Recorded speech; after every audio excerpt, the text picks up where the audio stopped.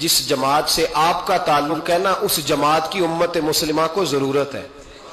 قیامت بھی 10 محرم کو ہی آئے گی، جمعے کا دن ہوگا، تو میں آج دل کو حاضر ناظر رکھ کے، اپنی طبیعت کو حاضر پا کے باشعور آپ کو کہہ رہا ہوں، جاگ کے سننا خدا کا واسطہ۔ آپ اس جماعت سے تعلق رکھتے ہیں، اگر کافر کے سامنے اسلام کا کوئی چہرہ پیش ہو سکتا ہے تو صرف سنی کا چہرہ پیش ہو سکتا ہے، ختم ہو گئی بات۔ ورنہ کوئی صحابی کا بے ادب ہے، کوئی اہل بیت نبوت کا، آج مجھے کہہ لینے دو، کھول کے کہہ لینے دو۔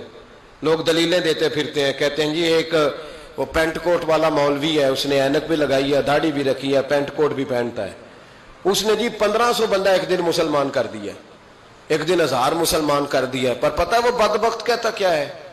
وہ کہتا ہے امیر المومنین یزید رضی اللہ تعالیٰ عنہ، میں کیا کروں اس کے 1500 مسلمان کو یا 2000 اس کے کلمہ اور وہ جی بڑی دلیلیں دیتا ہے، وہ دلیلیں سنبھال کے رکھے، وہ دلیلیں جو جی بڑے لوگ اس کے ساتھ ہوتے ہیں۔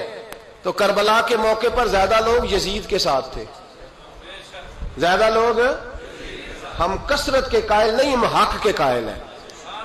ہم اب چھوڑ دو بات، دلائل کی طرف آؤ۔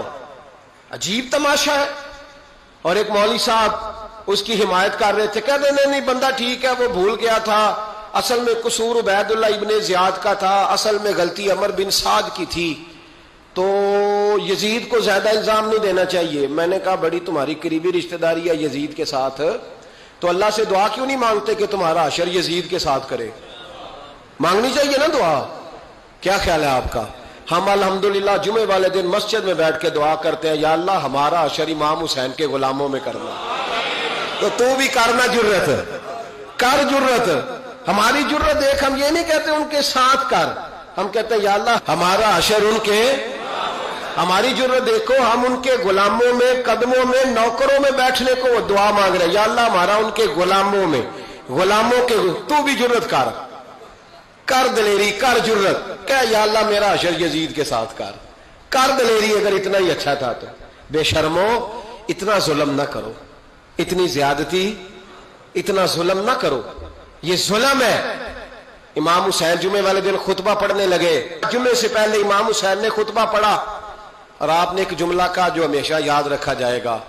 آپ نے فرمایا یزید کو جا کے بتا دو کہ مجھ جیسا تجھ جیسے کی بیعت نہیں کر سکتا۔ او کیا فکرہ ہے امام علی مقام کا۔ فرمانے لگے مجھ جیسا تجھ جیسے کی بیعت، اور آپ فرمانے لگے بتاؤ اس وقت پوری دنیا میں کوئی نبی کا نواسہ موجود ہے میرے سوا؟ حضرت آدم سے لے کر مصطفیٰ کریم تک اس وقت پوری دنیا میں کوئی نبی کا نواسہ ہے؟ اور فرمایا اگر میں ہی ہوں پوری کائنات میں، لوگ کہتے ہیں فلانا علامہ صاحب کی تبلیغ بڑی ہے، ہم سے بڑا کون ہوگا تبلیغ کی بات کرنے والا؟ لیکن ڈرو اللہ سے، ڈرو، گمراہ نہ کرو قوم کو۔ یہاں تباہی اتر گئی ہے، کوئی بڑی داڑھی رکھ کے معاذ اللہ تعالیٰ اہل بیت کے بارے میں بکواس کرتا ہے، اور کوئی بالکل داڑھی مڈا کے ننگا سر کر کے ممبروں پہ ناچتا ہے اور صحابہ کے بارے میں بکواس کرتا ہے۔ میرے مصطفیٰ کے پاس اگر ابو بکر آئے ہیں تو وہ بھی شان والے ہیں، اور اگر بی بی عائشہ صدیقہ ان کے بستر پہ رہی ہے تو وہ بھی شانوں والی ہے۔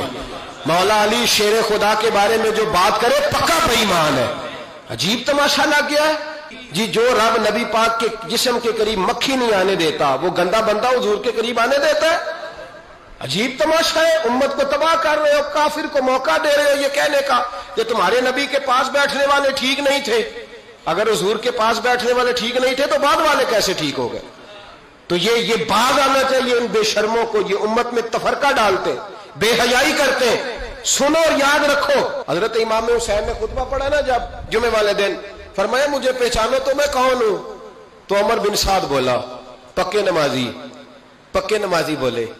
عمر بن سعد کہنے لگا حسین جلدی کر، ہمارا جمعہ لیٹ ہو رہا ہے۔ بلے ہو نمازیو، جلدی کر ہمارا، آئے ہائے کیا نماز ہے! یعنی نبی پاک کے نواسے کو شہید کریں گے اور شہادت کے بعد جمعہ پڑھیں گے اور نماز میں کہیں گے اللہم صلی علی محمد و علی آل محمد۔ ان کو شہید کر کے قتل کر کے جمعے کا خطبہ دیا جا رہا ہے اور نماز پڑھی جا رہی، اللہم صلی علی محمد و علی تو میرا سنی بڑا بھولا ہے، کہتا ہے جی وہ زیادہ نمازیں پڑھتے ہیں. تو زیادہ نمازیں تو عمر بن سعد بھی پڑھتا تھا. تو بھولا. او خدا کے دیکھے نا، جتنی نماز کی اخلاق کی بات شاید میں کرتا ہوں، آپ کو جماعت میں کم لوگ ملیں گے، لیکن یاد رکھنا نماز عقیدہ نہیں، روزہ عقیدہ نہیں. عقیدہ حسین ہے، عقیدہ حسن ہے، عقیدہ علی ہے، عقیدہ عثمان غنی ہے، عقیدہ عمر فاروق ہے. میں اس شخص کو کیا کروں؟ مجھے اس شخص کی کیا ضرورت ہے جو ممبر پہ بیٹھ کے کہتا ہے حسین ابن علی باغی تھے؟ وہ شخص، اس کی نماز روزہ حج زکات دیکھا جائے گا. آؤ قرآن مجید سورہ شورا آیت نمبر 23، گھر جا کے قرآن مجید کھولو، یہ والی آیتیں بھی پڑھا کرو، یہ والی بھی کھولا کرو. صحابہ جمع ہو کے نبی پاک کے پاس آئے، عرض کی یا رسول اللہ صلی اللہ علیہ وسلم آپ کے خرچے زیادہ ہیں، آمدن کا ذریعہ کوئی نہیں. جس طرح آج لوگ ہر پیر صاحب سے نہیں پوچھ رہے، علامہ صاحب سے، کہ آپ کام کوئی نہیں کرتے، کپڑے پھر بھی سفید پہنتے ہیں، کیا ذرائع آمدن ہے، پھر بھی آپ گاڑی میں گھومتے ہیں. ہمارا تو پروگرام تھا مولوی بھوکا مر جائے، پر اس کے پاس آتے ہیں تو یہ تازی چائے پلاتا ہے. کیا مطلب، کس طرح کا رویہ ہے؟ صحابہ کے بار وہ یہ نہیں سوچتے تھے آتے کہاں، وہ کہتے تھے آگے بڑھ کے حصہ ڈالیں. وہ سارے آگے بڑھے، کہا یا رسول اللہ صلی اللہ علیہ وسلم اخراجات زیادہ ہیں، ذرائع آمدن بظاہر کوئی نہیں، نذرانوں پہ اعتراض نہ کیا کرو. نذرانہ دینا نبی پاک کی سنت ہے، نذرانہ قبول کر لینا نبی پاک کی، بولو، حضور کی سنت ہے. تو صحابہ جمع ہو کے آئے، ایک جگہ پہ میٹنگ کی، کہا تھوڑے سے پیسے ہر مہینے پیش کریں گے. تو حضور سے بات کون کرے گا پیسوں کی؟ کہا ہم نے نہیں کرنی، نبی پاک کے چچا جناب عباس کریں گے. حضرت عباس رضی اللہ تعالیٰ عنہ کے ذمے لگایا گیا. جناب عباس آئے، حضرت عباس رضی اللہ تعالیٰ عنہ پیسے لے کے آئے، اور سیانے بندے تھے، انہوں نے بڑی سمجھداری والی، عقل مندی والی بات چھیڑی. یہ نہیں کہا کہ حضور ہم یہ نذرانہ دیں گے. کہنے لگے یا رسول اللہ ہمیں پتہ ہے آپ کی مذہبی مصروفیت اتنی ہے کہ آپ کو ٹائم نہیں ملتا کاروبار کرنے کا، اگر آپ کام کریں گے تو پھر آپ کس طرح کر کے دین کا کام ہو سکے گا. اور یا رسول اللہ آپ نے جو ہمارے لیے کیا ہے اس کا ہم بدلہ نہیں دے سکتے، ایک حرف کا بدلہ نہیں دے سکتے. حضور یہ تھوڑا سا نذرانہ ہر مہینے لایا کریں گے، قبول کر لیں.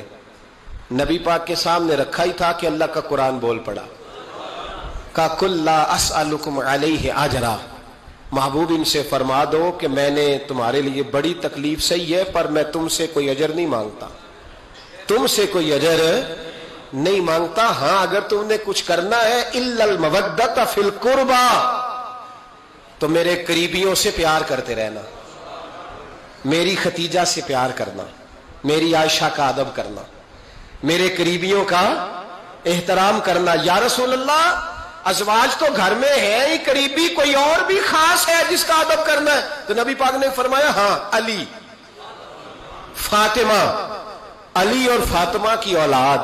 فرمایا ان کا ادب کرتے رہنا، اس کا مطلب یہ ہوگا کہ تم نے میرے ساتھ بڑا ہی اچھا سلوک کیا ہے. کہا ان کا ادب کرنا، جناب علی، سیدہ فاطمہ، اور دونوں کی ان کا ادب کرنا فرائض دین، اہل بیت کا ادب کرنا فرائض